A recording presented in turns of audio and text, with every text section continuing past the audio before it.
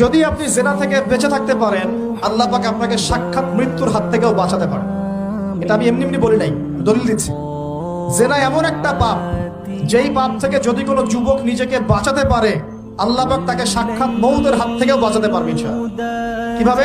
এটা কিন্তু কোনো গাল গল্প না, এটা বনু ইসরাইলের ঘটনা, সত্য ঘটনা। 3 বন্ধু যাচ্ছে রাস্তা দিয়ে, হঠাৎ করে ঝড়, বন্ধু 3 জন ঢুকে গেল গুহার মধ্যে। কিসের মধ্যে? গুহায়, যে পাহাড়ি এলাকায় আপনারা থাকেন যারা, গুহার মধ্যে। হঠাৎ করে পাহাড়ের পাথর দিয়ে গুহার মুখটা বন্ধ হয়ে গেল। এখন খোলার কোনো অপশন নাই। সবাই বলছে এখন 3 জন, এখন তো আমরা বের হতে পারবো না। সবাই সবার নেক আমলের ওসিলা দিয়ে আল্লাহর কাছে দোয়া করো। কিসের ওসিলা দিয়ে?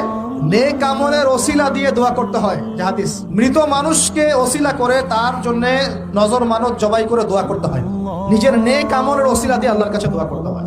আল্লাহ পাক এখন দোয়া শুনলেন। একজন বলছে, আমি আমার পিতা মাতাকে খুব খেদমত করতাম, তাদেরকে দুধ পান না করে দুধ পান করাতাম না, নিজেও করতাম না।